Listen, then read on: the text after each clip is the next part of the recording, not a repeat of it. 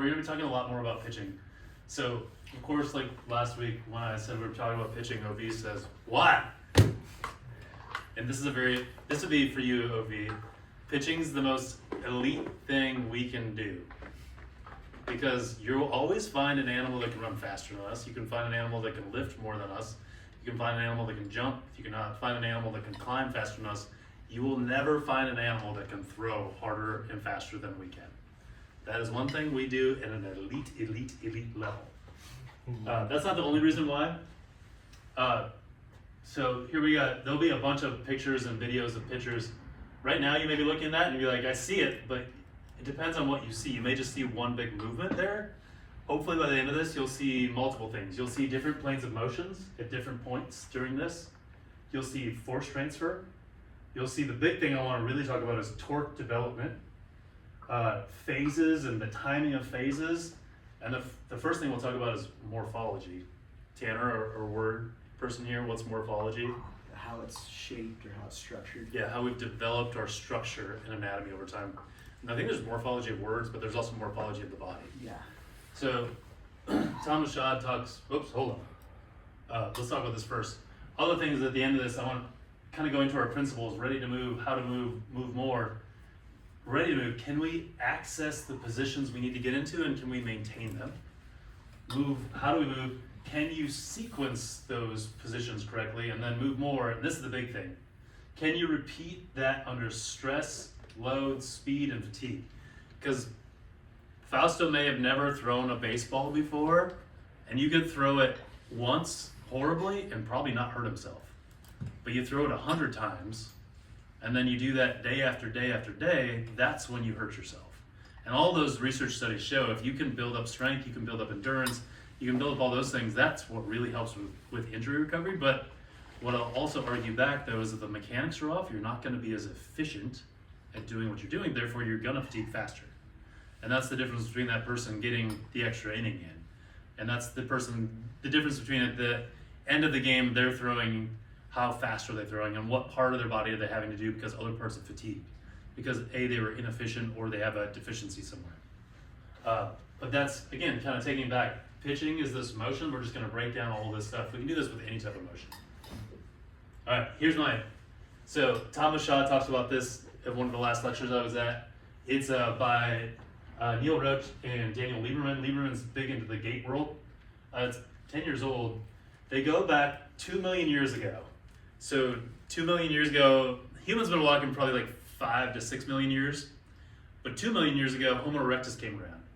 The difference between Homo erectus and a lot of the other predecessors was A, they were taller, so a longer torso. B, look at the angles here. So look at the clavicle angle. This would be Homo erectus. This would be some of the predecessors. Because in the past, another word, you remember, why is the angle like this in some of the ones before? Tanner starts with a T. Tarzan, but then truncation. Truncation is this. Yeah, truncation is this swinging through branches. So when you're swinging, so this would make a lot of sense. Like if you look at the pec fibers and all that, like if you're swinging and you want to be really elastic moving through the trees, you'd want our force recovery to be going this way. But to throw, we want our force to be this way. So why this was really important to humans, because humans, we were born with no weapons. We have no claws. We don't have fangs. We don't have those like elite weapons that other animals had, but we can pick something up and throw it like 100 miles an hour, which is completely different than all the rest of the mammals. So I think survival advantage, whether that's hunting, whether that's fending yourself off and keeping yourself safe, that was a big deal. And then you also see about 2 million years ago when we started throwing, we started being more omnivore. We started eating more meat because we were able to throw things and knock things down, especially when you got into big parties or groups of people. So the throwing, again, makes us human. The big thing I kind of want to show you is like that angle. You'll hear a lot about slot angles and arm angles, but the biggest thing, a lot of times people are just looking here, but look all the way across. You can see that person's clavicle and their torsos all lined up. That's super efficient.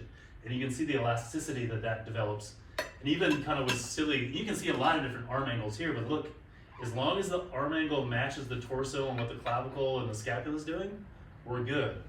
Even if it's something like this, submarine pitches, but like, again, look at his arm angle. It's all lined up. We're keeping it efficient. It's just a different way of doing it. I'm gonna only read one thing here just because this is something out of that research article that I really liked.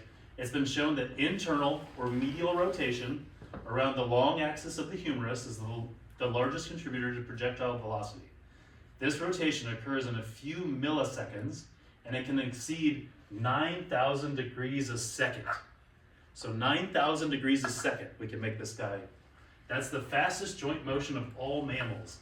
Although previous research has focused on internal rotator muscles for the shoulder, these muscles alone cannot explain how humans generate so much internal rotation power.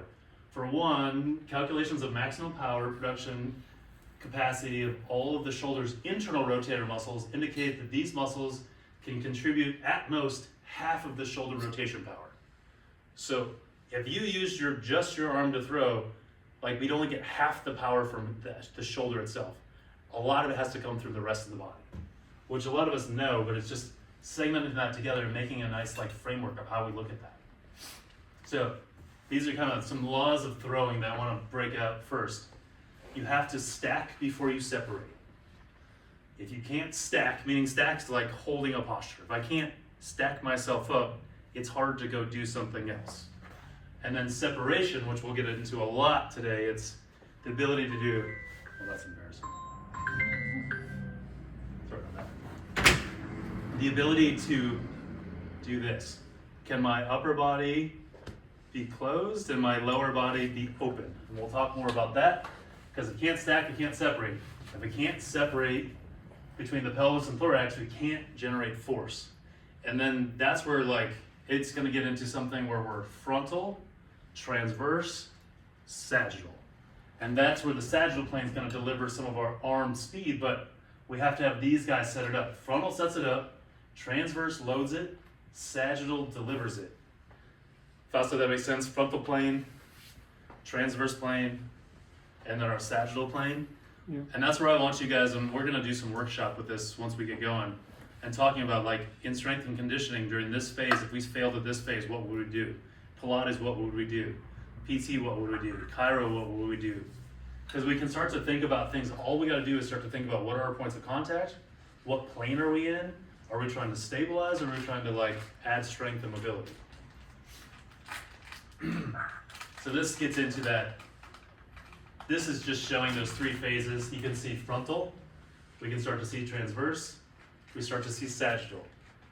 And you'll start to see acceleration, foot contact, all that. One thing with this picture, I don't have this later on, but like, see right here where this foot is contacted, you see how much the red's supposed to be eccentric loading? That's putting on the brakes. We're gonna come back to this is really important. But the putting on the brakes right there, eccentric loading of that lead leg is super important. I love this graph just because it's pretty and it's very organized, just like a really good pitcher is. One thing I want you to look at too is the pitching motion. So this is hip rotation speed is the red. We got the green is the shoulder rotation speed. Arms rotation speed is the blue. Then we get the wrist way up here is the yellow. You see how these are nice and stacked. They go bang, bang, bang. But also this is one of those things where like, here's 0 to 1 second, and then 1 second to 1.5. This whole thing's done in less than half a second. It is quick. And that's where like the use of videos and Dr. Tom House starting to like video motion, that's what gave us the insight of being able to, because otherwise you can't, if someone says they can watch a picture and see what they're doing wrong with their naked eye, like I kind of call BS, because this happens really, really, really fast. Another person that has been instrumental in understanding how pitching works it's James Andrews. James Andrews is an orthopedist. He was the guy back in the 90s and in early 2000s everybody went to for a second opinion. He was one of the first guys to really understand Tommy Johns. His researchers broke down basically pitching into 5 different phases here: the windup, the stride, the arm cocking, arm acceleration, deceleration, and follow through. I kind of throw these two together at the end. I know they're a little different, but we're not going to get into the weeds. So we're gonna start with this. The first one, this is the wind up. We know who this is, Tanner? This is the big unit, Randy Johnson. So first thing here, we're looking, the wind up. This is where we stack in the beginning. This is gonna be frontal plane stack. The things we're looking at are the knee, the head, the knee, and the foot all aligned? Or do we have them, so if you see me like this, I'm here, and the pitchers in baseball, Fausto, they're on a mound. So they're actually up on a little bit of a hill. And then they also have a pitching mound there where they can actually, a plate that they can push off from too, because they're pushing themselves down a hill. You're bringing that leg up. The leg up isn't as important as what the leg's gonna do afterwards, but they have to be able to stack, and they have to be able to do this. So head, tibia, and a nice straight line, knee, and a nice straight line. And a lot of you guys can start to see like, so let's use that for example, and we'll just kind of go around the room and we can like use our brains. From a treatment standpoint, let's go first. If you can't stack your ankle up, because we have some injury or we have some weakness, so like what would we be looking for chiro-wise in an ankle? If they can't. Pronation, eversion, Yep. range of motion. So we could add that. PT, what would we be looking for like a drill to start the stack? Like how are we starting to stack them? What are we thinking Single leg about? balance. Single leg balance and making sure they understand where they are at in space. Personal training, what are we doing to build stability through that? Like what are ideas for that? Calf raises, single leg RDL, Yeah. like that, just getting them on that leg. Get them on that leg and getting them confident where they're at so they can start that point. Pilates, so again, we could do different things. My ideas are some side lying work. What else would you guys say? Obviously we got chair, what else would you say? How do we teach this? So single leg balance standing, you could teach it in your single leg footwork, strap work.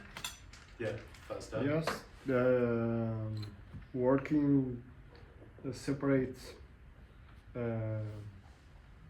first one leg, Then the other leg. then another leg.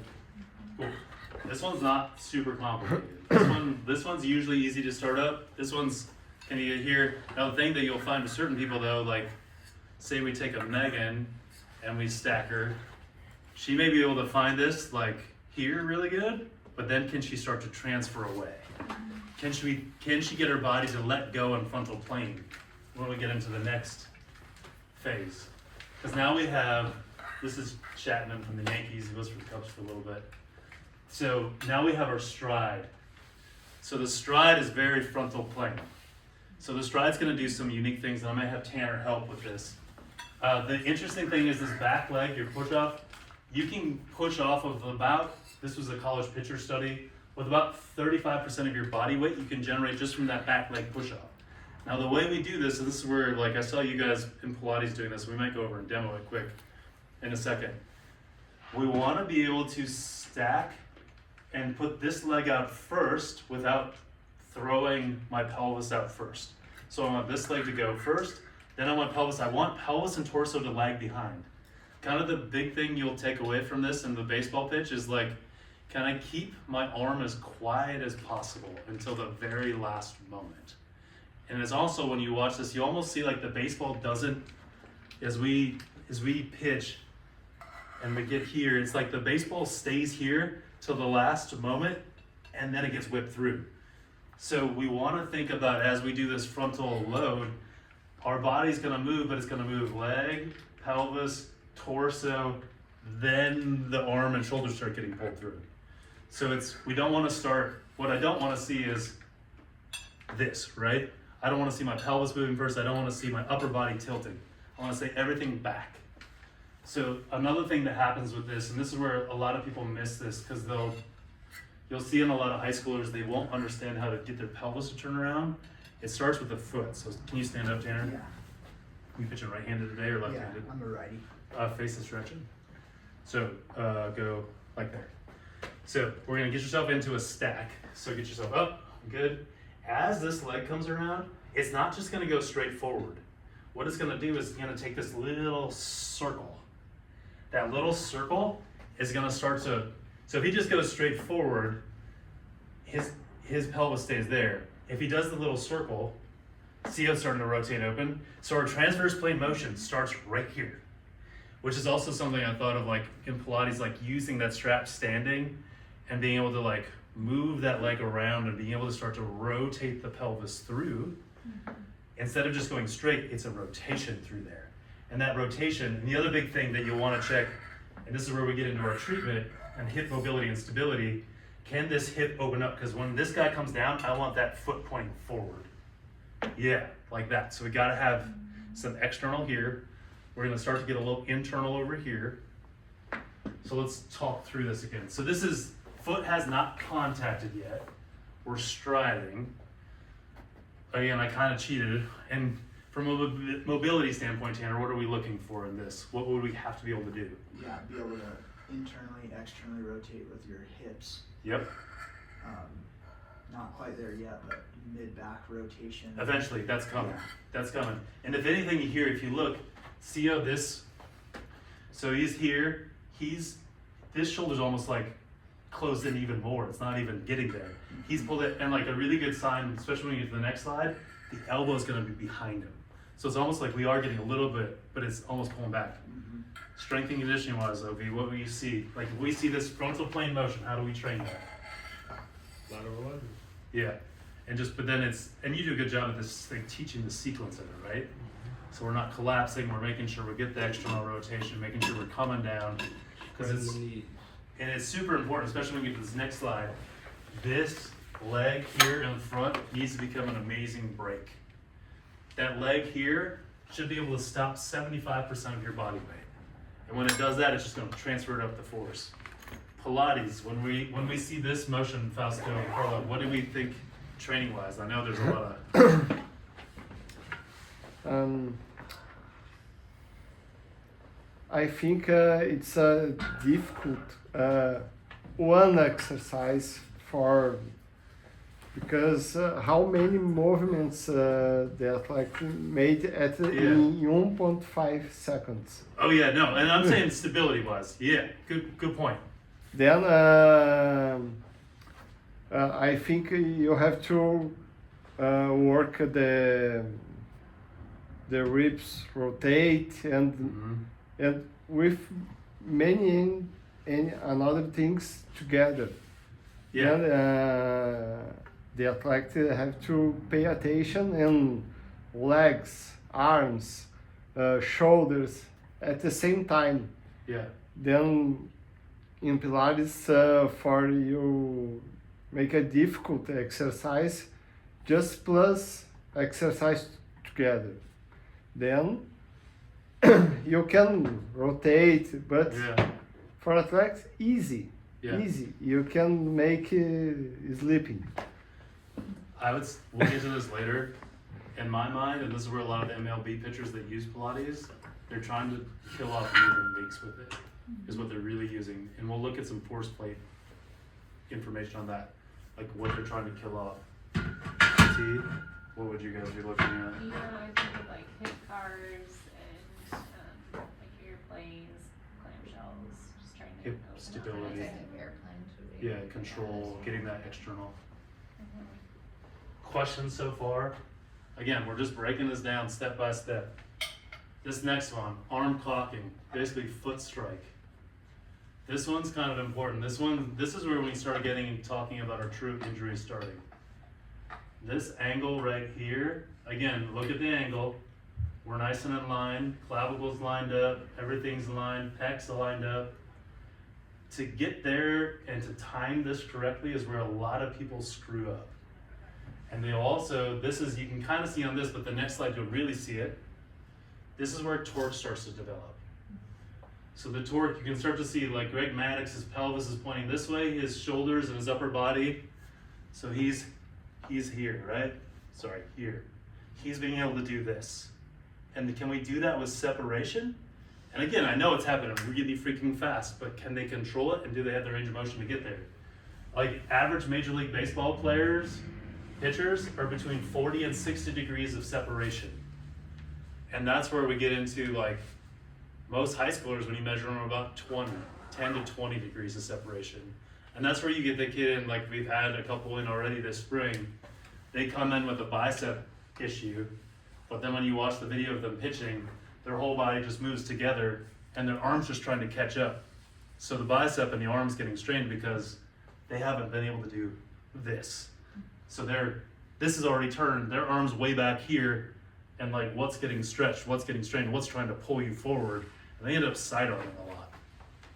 But this separation, the coolest thing was, by getting this down, this separation, this torque, you can increase your velocity by 10 miles per hour. 10 miles per hour, no matter what level you're at, it's gonna take you from here, from average to like, oh, that kid's good, or that high schooler's good, or that college guy's good. It's that, even the pros, that 90 per hour has just turned into 100 miles per hour. So it's really understanding how to open this up, and the best pitchers all do it.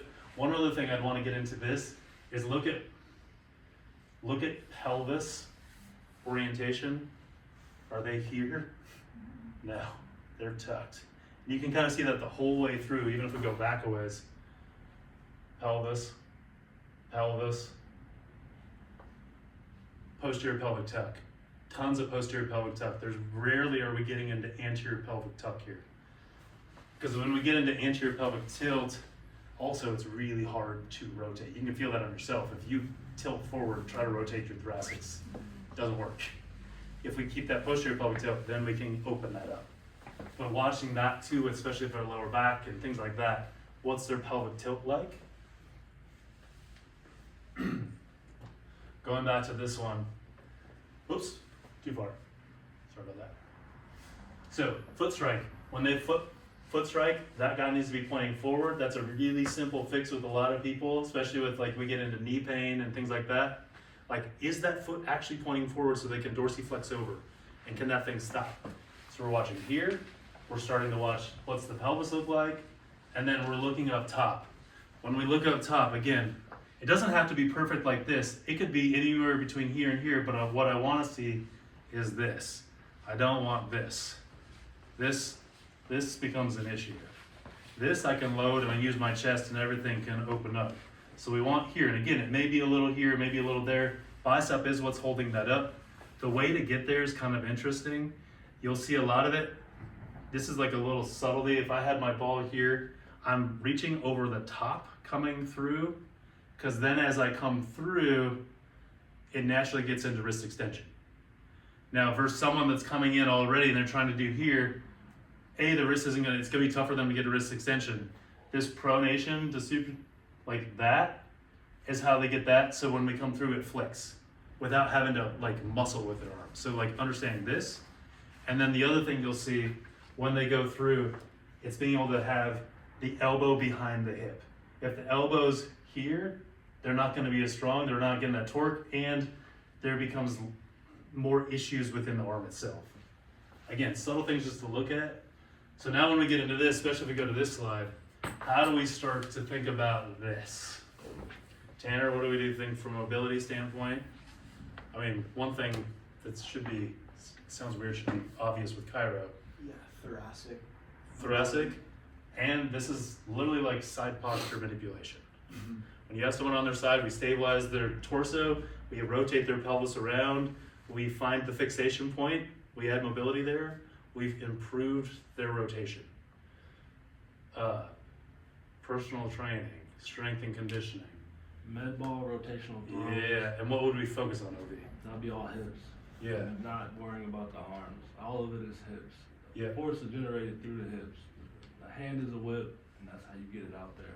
Also, landmine rotational presses. yeah, that'd be good. Using the hips. The arm is a whip, so when you snap with the hips, the arm follows through as a, how you say, secondary feature. Everything when it comes to baseball or even throwing, hips, hips, hips. Mm-hmm.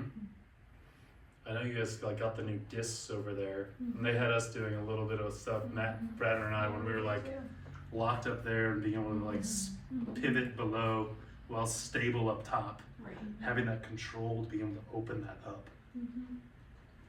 Just a lot of rotation, trunk rotation. And then being able to do the top down or the bottom up, just being able to do that. And I know you guys do a lot of that, just different rotations through PT. Yeah, for like our one high school kid that I sent your way, OB, like I tried to bridge the gap with some like half meal stuff. Half kneel. Yep. Split Before you split stance went. squats. Just being able to like get the pelvis in one way, get the upper thoracics in the other way, pauses, different things like that you can do. Just to, and again, you have to use video and photography to break this down. You will not see it in real life, but it is there. And if we can see this, and you can just see like perfectly how that sling gets pulled. Last thing, arm acceleration. This is where a little anatomy comes in, because there's certain people that are just going to have some passive external rotation that some of us here don't have. And you look at the cadaver studies on pitchers, a lot of them have a humeral torsion that like probably none of us in this room, maybe Fausto does, but we don't have that. But to get there, the cool thing is here that now you're starting to see sagittal plane though. So now we're starting to see, so we've taken frontal and we've really, and you'll see in the studies that the person that can really put on the brakes here, cause this to happen, come through, and again, the passive is pulling through, and then all of a sudden they're just frontal through. And then that's where we get that frontal power. And that's where like that arm, and again, it's just way back there. It's like the whip. Whip versus just like, I almost think it's like the ball's getting pulled through space. Instead of you trying to push it through space like a shot put, you are pulling that ball through space. Again, you look at where is that elbow at, where is the angle? We're not here, we're not way up here. Now different pitchers may have it up high, but you'll look at their torso, it's matching like this. If we go back to that first slide. But it's there, and the goal is to transfer training. This may be a more rhythmic type things. Treatment, we need to make sure this person's chest is completely opened up. Make sure their internal rotators are not limiting the external rotation. Make sure the scapula, make sure the clavicle, everything can rotate properly so then they can get that max amount of external rotation so then they can go through. The other thing is like, this is where humans are kind of tapped out at 105 miles an hour for throwing, because anything more puts way too much stress on their UCL or their ulnar collateral ligament. And a lot of those guys throwing that fast have had the Tommy Johns, so they have a little more strength to it. The unfortunate thing with humans is there's a little ligament in here that like, I learned this, no matter how big you are or small you are, the ligament strength in the elbow is about the same. Doesn't matter if you look like OV, or if you look like Carla, if you take that ligament out, it's about the same strength. So really, like some of the bigger, longer lever guys end up having more problems because they generate more torque right there. But when you hear Tommy Johns or UCL or some of that, that's in this position, and that's where we're kind of limited. The big thing though too is still, the more we can strengthen form, the more we can get the lower body to work, the less strain we put through there. So it is one of those things, can we make the rest of that system work very efficiently and smoothly, get the right angles? This one's a tough one. I mean, like, people ideas on this one. Again, we did treatment-wise, it's just making sure we have those internal rotators opened up, making sure we have the clavicle, scapula, thoracic spine opened up so it can move around.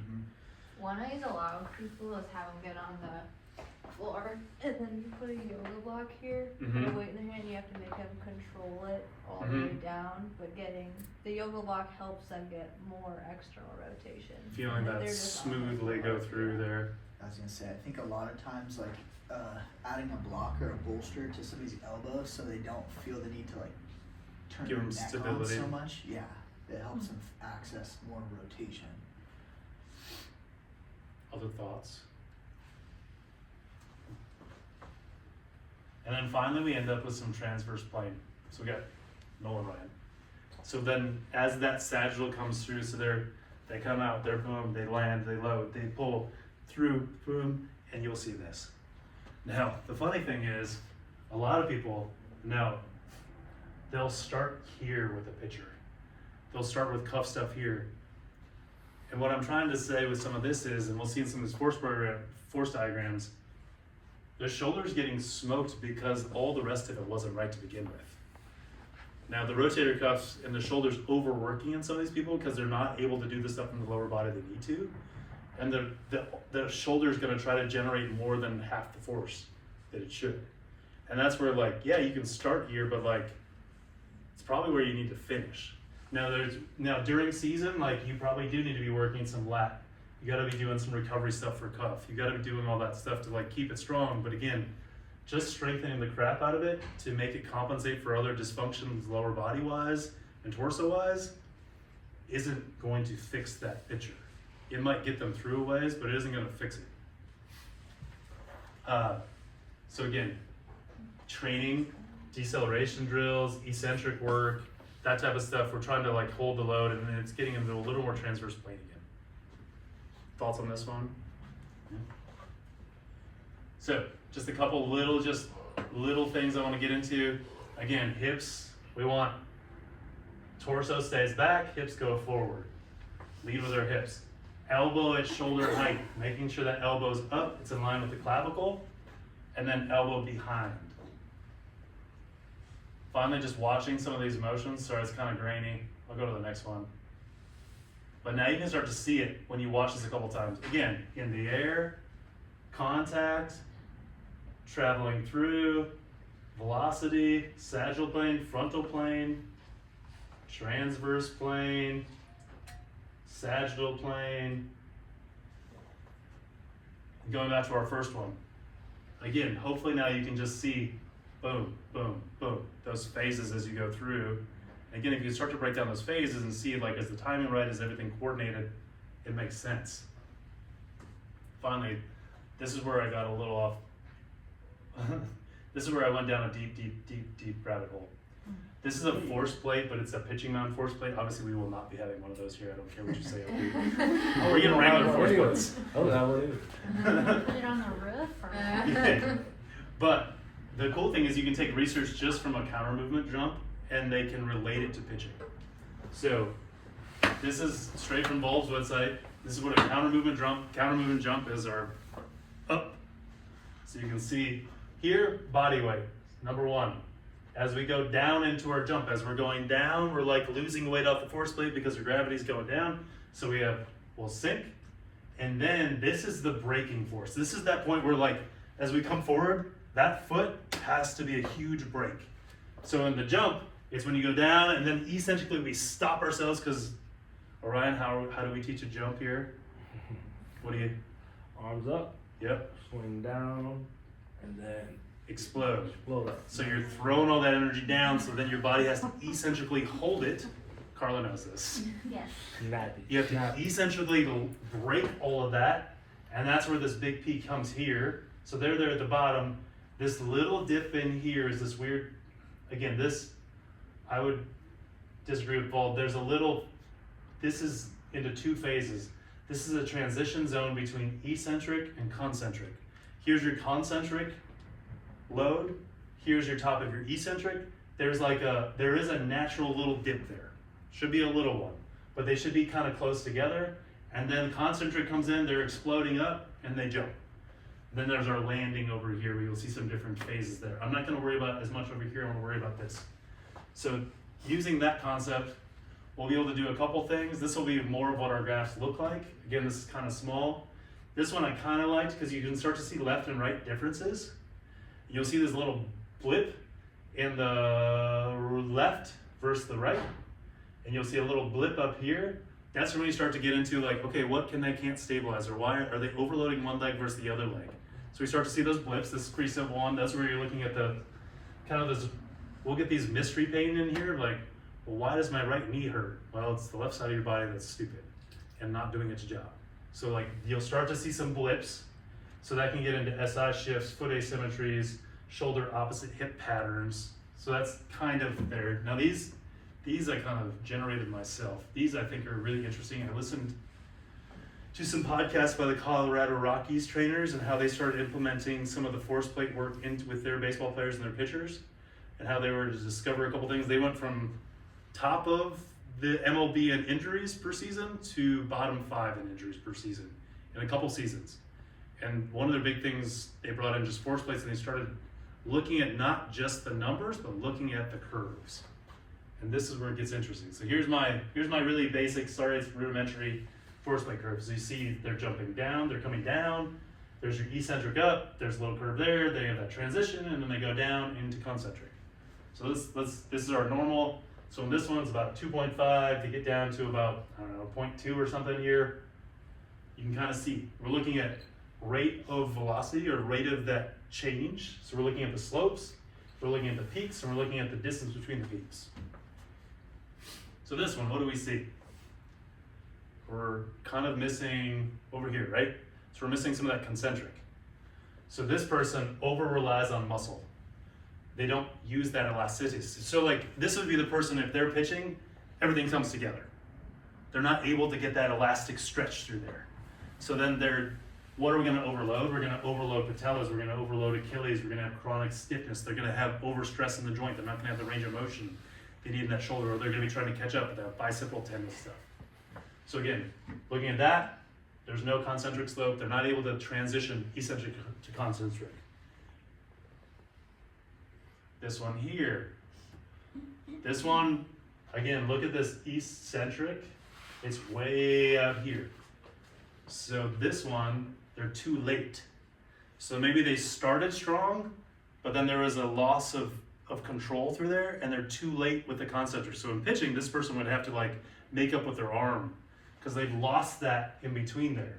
So there's no force acceptance. So now you're gonna rely a lot more on ligaments and tendons to get you where you need to be, because you haven't transferred that force through. So again, you're looking between those. Is this way longer and is this spaced out instead of being together? This one, big dip. There's something leaking there. This dip could be here, there could be a little dip here, there could be a little dip here. Wherever those dips are, we've lost stability and they've had to come back and find it.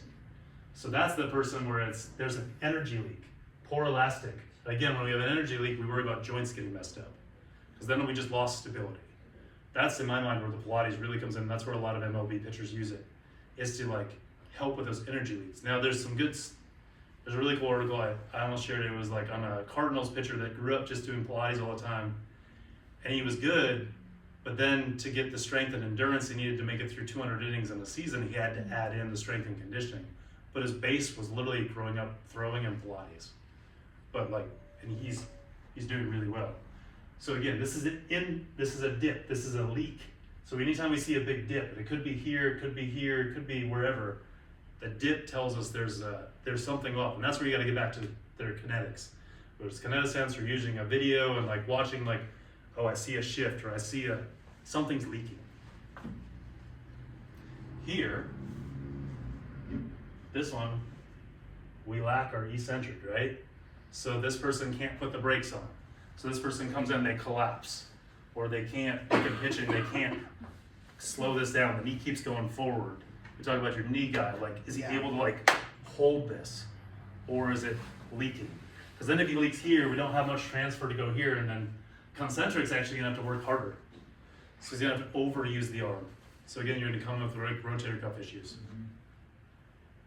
Last one, this one's kind of a weird one, but if you look at the numbers here, it's actually low here, you see a big one here. This person's just relying on tendons. This person's relying on their elasticity, and they don't have the muscle. They need the strength. They can do the elasticity, they're the bouncy person, but they don't have the muscle mass to get there, so we're actually low on this whole curve. So like they're gonna fatigue really fast. They need volume, they need strength there. So that's it.